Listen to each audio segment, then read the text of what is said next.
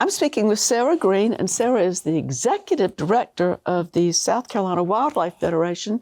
And your organization has an interesting history. I think people in South Carolina are interested in history. So tell me how y'all started and what two fine gentlemen were in charge. Yes, we were founded in 1931 by hunters and fishermen.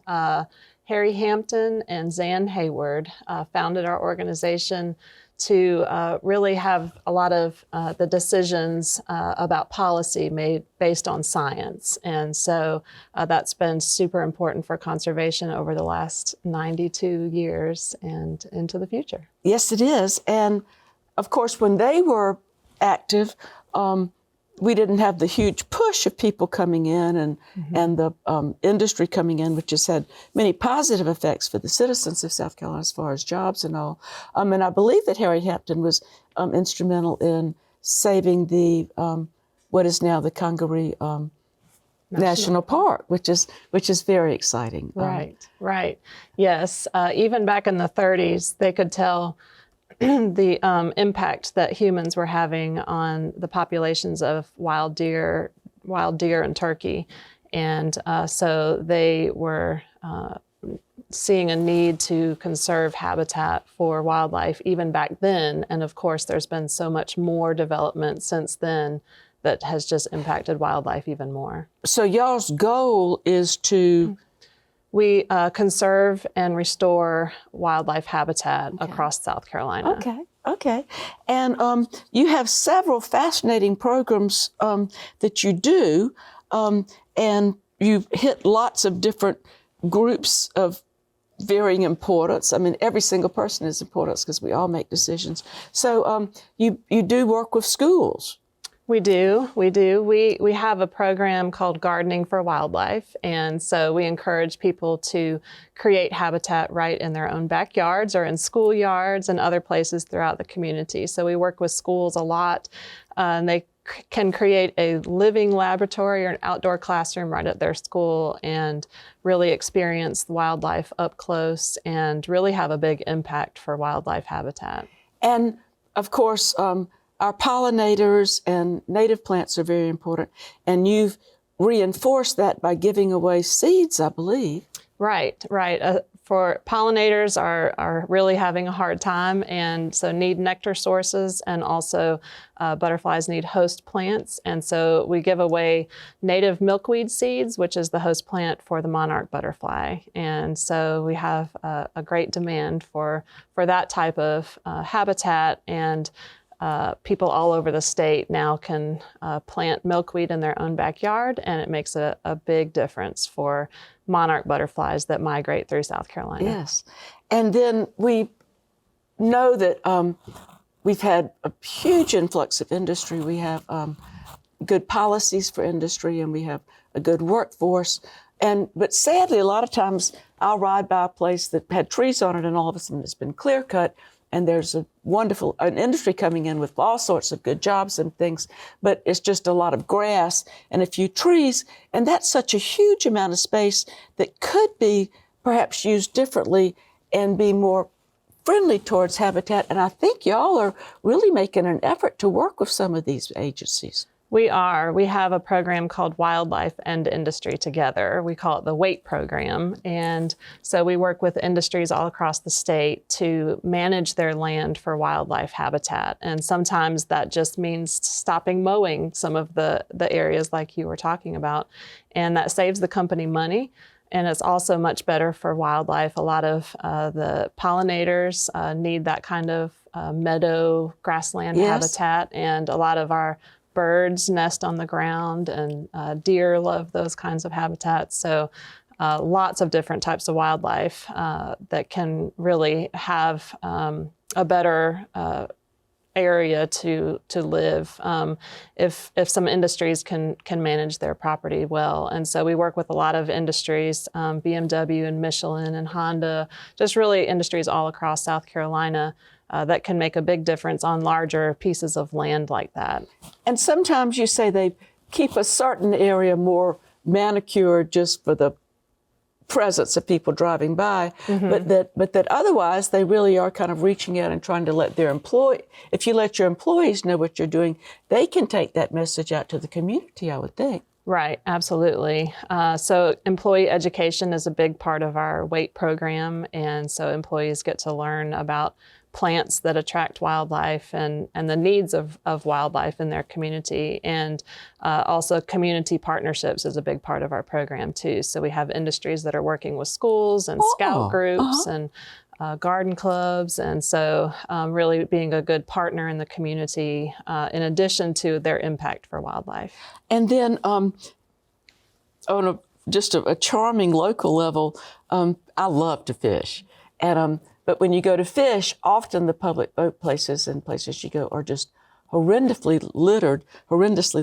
And y'all have a program called polishing? Yes. So tell me about polishing. Yes. There's a Swedish word called plocka up that means to pick up. And so we combined that with picking up litter and fishing. So we call it plishing and encourage people to, when they're out fishing, to pick up litter. And we have a summer plishing challenge each year to have incentives for picking up litter and also catching fish. It's just a really great way to keep our waterways clean and have a better fish habitat for the future.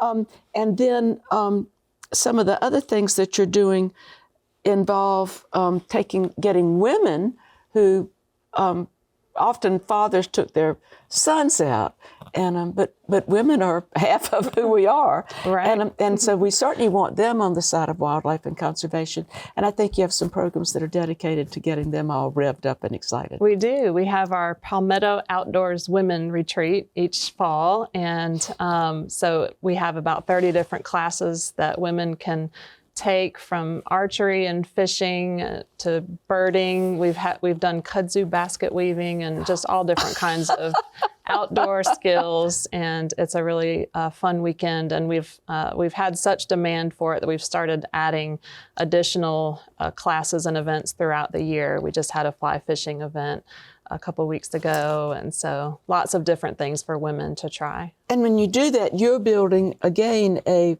lobbying force for across the state. We really try to educate people about our beautiful state and all of the wildlife and beautiful plants that we have here, so that they will be inspired to conserve it and take action when needed and speak up about different legislation or different policies. As we change our habitat, we find some birds are very specific about what they need to nest. And I was reading that some of the birds, our kestrels, screech owls, prothonotary warblers, and others are having a hard time finding places to nest. And y'all are trying to go in and help nature so that these birds can be successful at reproducing. Yes, we have a variety of different nesting boxes of different sizes and shapes, because each different species has certain things that they're looking for in a nesting box. And so prothonotary warblers is one species that is in decline, and a bright yellow, beautiful bird. And they migrate from South America all the way up to South Carolina and breed here.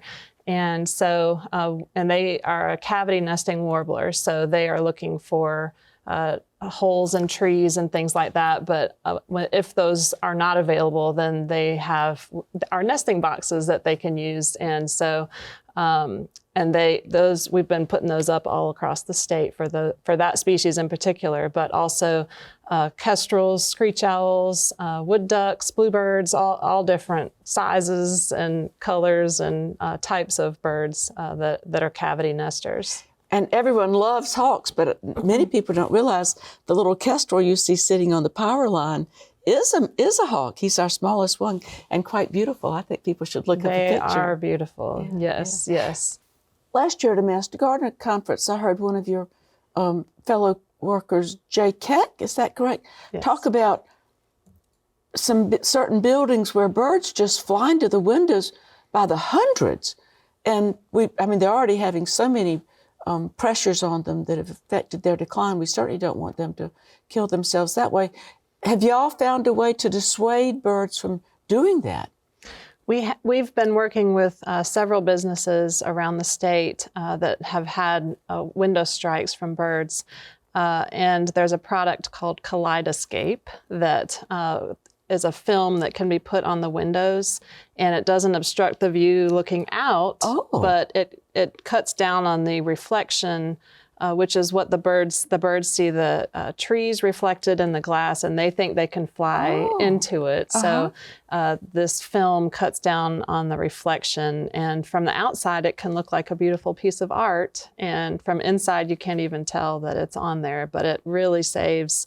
The birds don't hit it at all because of the reflection is gone. And I understand that if a bird at your house hits a window, you can, and is still alive but stunned, you can put it in a shoebox and maybe put a cover over it and bring it in for a while, and often they will recover and then take it out and release it.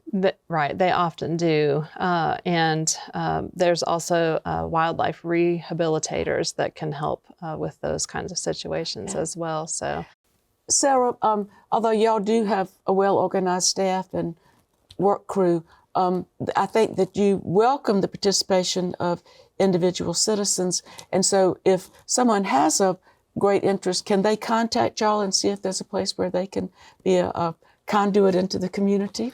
Absolutely. We have lots of different ways that individuals can get involved, whether it's creating habitat in your backyard or being involved in one of our programs, collecting data about different species of birds or wildlife. So they can visit our website at scwf.org for more information, and we have programs going on across the state and throughout the year. Well, I want to thank you so much for sharing this important news with us today. Thank you so much for having me.